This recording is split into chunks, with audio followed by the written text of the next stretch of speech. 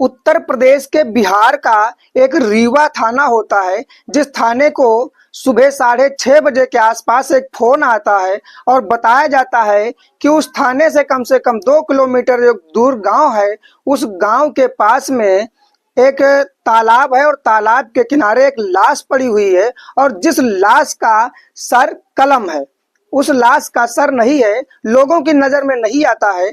लेकिन जब पुलिस को सूचना मिलती है तो पुलिस की टीम पर कप्तान आदित्य मिश्रा और उनके सहयोगी सिपाही वहां पर पहुंचते हैं। यह 24 नवंबर 2021 की घटना थी और जब पहुंचते हैं तो देखते हैं कि वहां पर वाकई बात जो लाश है, उस लाश का सर है ही नहीं।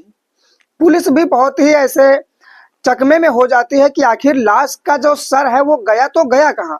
पुलिस ने जागरूकता दिखाते हुए ढूंढने की कोशिश की और जब आसपास के क्षेत्र में ढूंढा जाता है, वहां से कम 300-400 मीटर के आसपास जब उसके जानकारी प्राप्त होती है तो एक जगह एक बोरी पड़ी मिलती है। उस बोरी पर जब नजर पड़ती है तो पुलिस उस बोरियों को खुलवाती है और बोरी को जब खोला जाता है तो उसके अंदर जो था देख करके सभी के होश उड़ जाते हैं, क्योंकि उसके अंदर एक सर था जो उसी लाश का था और आसपास से भूसा भरा हुआ था और भूसा के बीच में उसका सर होता है।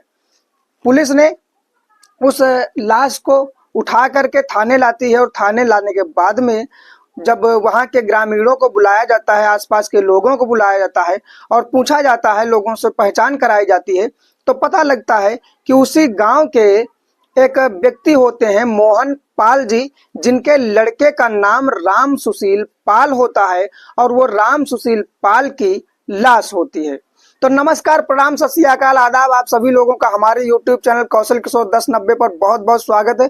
उम्मीद करते हैं आप और आपके परिवार बहुत ही सुरक्षित होंगे, अपना और अपने परिवार का बहुत अच्छी तरह से ख्याल रख रहे होंगे। तो कहानियों के सिलसिले में ले चलते हैं। इस घटना के आरंभ में बहुत ही घटना दिल दहला देने वाली है, दिल को छू लेने वाली है, तो मैं कहानी को सिलसिलेवार सुनाता हूँ। दरअसल मोहन पाल जो रीवा के रहने वाले होते हैं, उनके 3 लड़के होते हैं। एक का नाम राम सुशील पाल है, दूसरे का अंजनी पाल और तीसरे का नाम गुलाब होता है। राम सुशील जो लड़का होता है वो ड्राइवरी का काम करता है और ड्राइवरी के काम में अच्छा पैसा कमाता होता है, ट्रक का ड्राइवर होता है। वो कुछ दिन में जब ड्राइवरी करते करते ऐसी लत में चला जाता है कि वो बहुत ही शराबी हो जाता है, बहुत ही नशेड़ी टाइप का हो जाता है, जिसकी वजह से घर में अब परेशानियों का बोझ होने लगा था। उसकी वजह से शराब पी के अपने पिता को भी गलत शब्दों से जो वार्तालाप करता था, अपने भाइयों के साथ भी बदतमीजी करता था। इस मामले में घर वाले बहुत ही परेशान हो चुके थे। मोहन पाल ने सोचा कि इस लड़के की जो राम सुशील है, इसकी शादी कर देते हैं, हो सकता है शादी के बाद इसका सुधार हो जाए। लेकिन शादी के बाद सुधार नहीं होता है और 1 साल के बाद उस लड़के की पत्नी एक्सपायर हो जाती है। दरअसल वो आत्महत्या कर लेती है, आग लगा करके मर जाती है। लेकिन ये सब सुशील की हरकतें थी जिसकी वजह से ऐसा हो जाता है। और इसके बाद में कुछ समय के बाद में जब छोटे बच्चे होते हैं तो छोटे बच्चों की परवरिश के लिए मोहन पाल के गांव वाले मोहन पाल से कहते हैं कि इस लड़के की शादी दोबारा कर दीजिए, ताकि जो बच्चे हैं उन बच्चों की परवरिश के लिए कोई महिला होगी तो परवरिश बहुत अच्छे ढंग से हो जाती है। इसलिए उन्हें लोग सलाह देने लगे और जब सलाह होती है तो लोगों की जब आपस में बातें होती हैं तो कानों में जब पड़ती हैं तो कुछ ना कुछ समझ में आता है।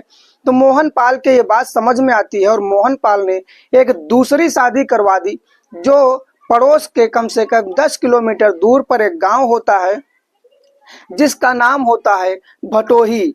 और उस भटोही की जो महिला होती है, जिसके 2 बच्चे होते हैं, वो भी विधवा होती है और उसकी शादी इस राम सुशील पाल से करवा दी जाती है। राम सुशील पाल की शादी होने के बाद अब राम सुशील पाल के 4 बच्चे हो चुके थे, जिम्मेदारियां हो चुकी थी। इसलिए राम सुशील पाल जब फिर से ड्राइवरी की लाइन में बाहर जाता है, कमाने जाता है। लेकिन होता यह है कि राम सुशील पाल सुधरने वाला नहीं था, अपने घर की जिम्मेदारियों को छोड़ चुका था और फिर से वही हालातें थी कि जिम्मेदारी इतनी छूट गई थी कि कैसे खाना चलेगा, कैसे पानी चलेगा, कोई भी जिम्मेदारी नहीं लेता है। शराब के नशे में धुत रहता है, 15 दिन के बाद 20 दिन के बाद घर आता है और पत्नी के साथ उस तरह से रहता है जिस तरह से पत्नी के साथ सभी लोग रहते हैं। केवल संबंध बनाने के बाद में वो फिर से चला जाता है, लेकिन ना घर पे पैसा देता है, ना कोई जिम्मेदारी उठाता है। पत्नी रंजना अब परेशान होने लगी थी, लेकिन इनके दूसरे भाई अंजनी पाल और तीसरा जो छोटा भाई था जिसका नाम गुलाब होता है, और गुलाब की उम्र कम से कम 22-23 साल के आसपास हो चुकी थी। रंजना की उम्र अभी 26 से 27 साल की होती है। जोड़ी कहीं ना कहीं गुलाब और रंजना की एक नंबर की जम रही थी। जब रंजना ने सोचा कि गुलाब की शादी हो जाएगी, इससे बेहतर है कि पति भी खर्चा नहीं चला पा रहा है और ना ही मेरी शारीरिक जरूरतें पूरी कर पा रहा है, इसलिए उसने फैसला लिया और रंजना ने सोचा कि क्यों ना गुलाब पर डोरे डाले जाएं और गुलाब को अपने माया जाल में फंसा लिया जाए, अपने जवानी के मस्त जवानी लूटने का मौका दिया जाए और इस गुलाब की भी जवानी लूटी जाए। इस प्रकार ने उसने उसे एक ऑफर देते हुए कहा, गुलाब से बात की और कहा कि मैं आपके साथ बहुत सुखी रहती हूँ, मैं बहुत खुश रहती हूँ। जब घर पे आप होते हैं तो मेरा मन लगा रहता है। राम सुशील जो उसका पति होता है उससे कहती है कि मेरी कोई भी बनती ही नहीं है, उससे कोई लेना देना है ही नहीं। अब अकेले जीवन कैसे कटेगा, या मैं इन्हें छोड़ करके चली जाऊं या आप मुझे सहारा दें।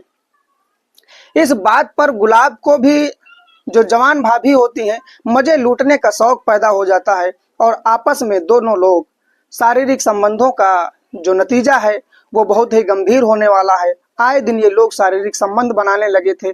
आए दिन समाज में एक तरीके से इनकी जो खिल्लियां उड़ रही थी, इनके जो रिश्तों की नाजायज बुनियाद थी जो बन रही थी, वो लोगों के आसपास फैलने लगी थी, लोगों की नज़र में ये चीज़ें आने लगी थी।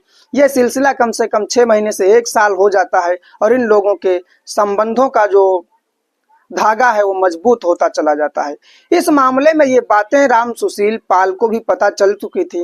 वो जब घर वापस आता है, जब इन बातों की जानकारी होती है, तो अपनी पत्नी और वो जो गुलाब होता है उस पर बहुत ही धामकसी करता है। मारने पीटने की नौबत आ जाती है, बल्कि पत्नी को तो खैर मारता पीटता ही है, लेकिन इधर जो उसका दीवाना होता है रंजना का गुलाब, वो गुलाब इन बातों को बहुत ही मुश्किल से बर्दाश्त कर पा रहा था। भाई की हरकतों से बहुत ही परेशान था, क्योंकि भाई पहली बात तो शराबी था, दूसरी बात तो घर की जिम्मेदारियां छोड़ चुका था और तीसरी बात शारीरिक जरूरतें न पूरी करने के बाद भी उस पत्नी को, रंजना को सिर्फ मारता और पीटता था। गुलाब को ये बातें बहुत ही अंदर अंदर खटक रही थी। गुलाब सोचता है कि क्या करें इस भाई का। रंजना से बात करता है और कहता है कि तुम्हारा पति जो मेरा भाई है बहुत ही दुष्टता करता जा रहा है, आप किस तरह से अपने जीवन में सुखी रह पाएंगी। अगर मैं सहयोग करता भी हूँ तो इस जीवन में आपका कोई कल्याण होने वाला है भी नहीं। रंजना सोचती है, एक दिन बात करती है गुलाब से और कहती है बहुत ही डरते हुए कि अगर तुम छोड़ दोगे मुझे और ये मुझे अपनाए रखेगा तो मेरी जान तो चली जाएगी बहुत जल्द।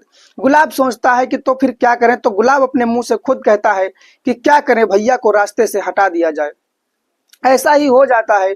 उसने ऐसा ही प्लान बनाते हुए गुलाब और रंजना ने एक दिन, रंजना कहती है कि मैं इसे एक मूसा मार जो चूहा मारने की दवाई है वो रात में खिला दूंगी, और रात में जब खिला देती है तो उसे बहुत ही उसके जान पर भारी पड़ जाती है। रात में उसे खाने में उस चूहे मार की दवाई खिला देती है और रात के 12 बजे जब बिस्तर पर पहुंचती है वो पत्नी रंजना राम सुशील के पास, तो देखती है कि राम सुशील पाल की सांसें रुक चुकी थी, वो मर चुका था। ये बात फोन करके गुलाब को तुरंत बताती हैं और गुलाब जब वहां पर आता है तो देखता है कि मर चुका है।